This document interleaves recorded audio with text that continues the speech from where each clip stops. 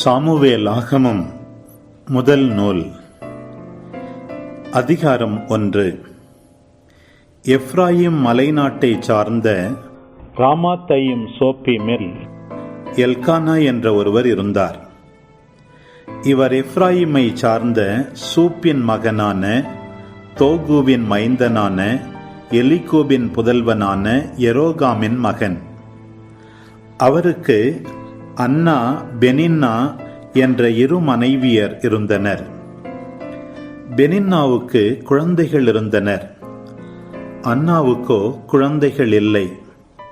Elkanah ஆண்டுதோறும் சீலோவில் படைகளின் ஆண்டவரை வழிபடவும் அவருக்கு பலி செலுத்தவும் தம் நகரிலிருந்து சென்று வருவார். அங்கே ஆண்டவரின் குருவான ஏலியின் இரு புதல்வர்கள் ஒப்னியும் பினகாசும் இருந்தனர். எல்கானா தாம் பலி செலுத்திய நாளில் தம் மனைவி பெனின்னாவுக்கும் அவளுடைய புதல்வர் புதல்வியர் அனைவருக்கும் பங்கு கொடுப்பதுண்டு. அன்னாவின் மீது அவர் அன்பு கொண்டிருந்தும் அவருக்கு ஒரே பங்கைத்தான் அளித்தார். ஏனெனில் ஆண்டவர் அவரை மலடியாக்கியிருந்தார். ஆண்டவர் அவரை மலடியாக்கியிருந்ததால் அவருடைய சக்களத்தி அவரை துன்புறுத்தி வதைத்தாள். இவ்வாறு ஆண்டுதோறும் நடந்தது. அவர் ஆண்டவரின் இல்லம் வந்த போதெல்லாம் அவள் அவரை துன்புறுத்துவாள். அன்னா உண்ணாமல் அழுவார். அப்போது அவர் கணவர் எல்கானா அவரை நோக்கி, அன்னா, நீ ஏன் அழுகிறாய்? நீ ஏன் உண்ணவில்லை? நீ ஏன் மன வருத்தம் அடைகிறாய்? நான் உனக்கு 10 புதல்வரை விட மேலானவன் அன்றோ என்பார். ஒரு நாள் அவர்கள் சீலோவில் உண்டு குடித்த பின் அன்னா எழுந்தார். குரு ஏலி ஆண்டவரின் கோவில் முற்றத்தில் ஓர் இருக்கையில் அமர்ந்திருந்தார். அன்னா மனம் கசந்து அழுது புலம்பி ஆண்டவரிடம் மன்றாடினார். அவர் பொருத்தனை செய்து வேண்டிக் கொண்டது, படைகளின் ஆண்டவரே, நீரும் அடியாளாகிய என் துயரத்தை கண்ணோக்கி என்னை மறவாமல் நினைவு கூர்ந்து எனக்கு ஓர் ஆண் குழந்தையை தருவீரானால் அவனை அவன் வாழ்நாள் முழுவதும் ஆண்டவராகிய உமக்கு ஒப்புக் கொடுப்பேன். அவனது தலைமேல் சவரக்கத்தியே படாது.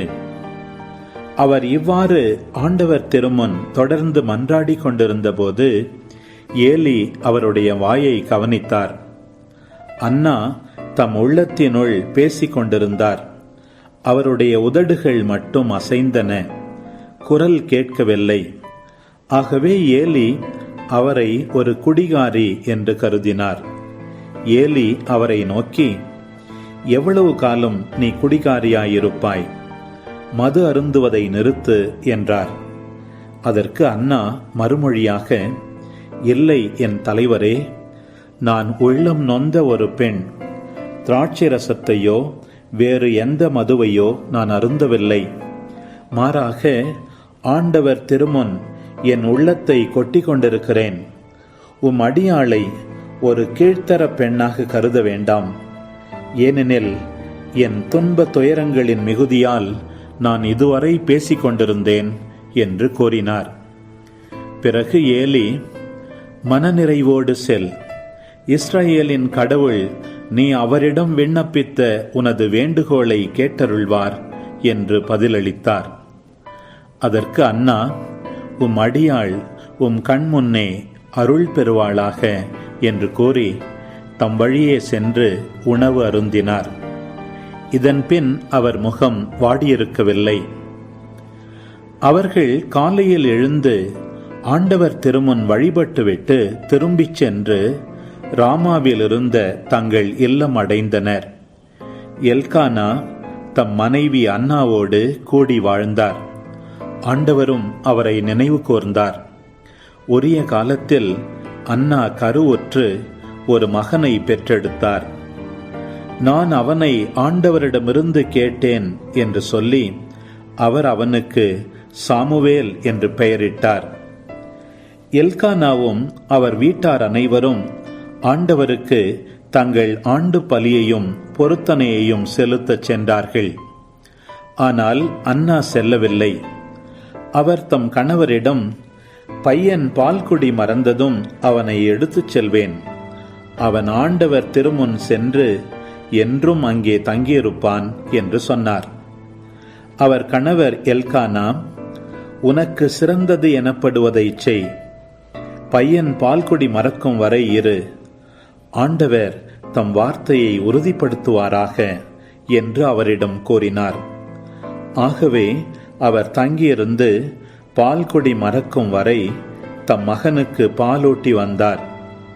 அவன் பால்குடி மறந்ததும் அன்னா அவனை தூக்கி கொண்டு 3 காளை, 20 படி அளவுள்ள ஒரு மரக்கால் மாவு, ஒரு தோல் பை திராட்சை ரசம் ஆகியவற்றுடன் சீலோவிலிருந்து ஆண்டவரின் இல்லத்திற்கு வந்தார். அவன் இன்னும் சிறு பையனாகவே இருந்தான். அவர்கள் காளையை பலியிட்ட பின் பையனை ஏலியிடம் கொண்டு வந்தார்கள். பின் அவர் கூறியது, என் தலைவரே, உம்மீது ஆணை. என் தலைவரே, உம்முன் நின்று ஆண்டவரிடம் வேண்டிக் கொண்டிருந்த பெண் நானே. இப்பையனுக்காகவே நான் வேண்டிக் கொண்டேன். நான் ஆண்டவரிடம் விண்ணப்பித்த என் வேண்டுகோளை அவர் கேட்டருளினார். ஆகவே நான் அவனை ஆண்டவருக்கு அர்ப்பணிக்கிறேன். அவன் தன் வாழ்நாள் அனைத்தும் ஆண்டவருக்கே அர்ப்பணிக்கப்பட்டவன். அங்கே அவர்கள் ஆண்டவரை தொழுதார்கள். அன்பு உறவுகளே, இது உங்களுக்கான நேரம். இக்காணொளியில் ஒலி வடிவில் 1 சாமுவேல் புத்தகம் 1ஆம் அதிகாரத்தை முழுமையாக பார்த்தும் கேட்டும் ஜெபித்தும் இருப்பீர்கள். இன்றைய இறைவார்த்தையின் அடிப்படையிலான கேள்வி: ஆண்டவரின் கோவில் முற்றத்தில் ஓர் இருக்கையில் அமர்ந்திருந்த குரு யார்? பதில்களை கமெண்ட்ஸில் பதிவு செய்யவும். இதுபோன்ற வீடியோக்களை தொடர்ந்து காண இந்த வலைதளத்தை சப்ஸ்கிரைப் செய்யவும். மேலும் லைக் கொடுத்து எங்களை ஊக்கப்படுத்தவும். இப்பதிவுகளை மற்றவரோடு பகிர்ந்து ஷேர் செய்து நாளும் திருவிவிலியத்தின் ஓர் அதிகாரத்தை வாசிக்கவும், கேட்கவும், பார்க்கவும் நீங்கள் உதவிடலாம். மீண்டும் அடுத்த காணொளியில் சந்திப்போம். இந்த நாள் இனிய நாளாய் அமையட்டும். இறைவன் உங்களை ஆசீர்வதிக்கட்டும்.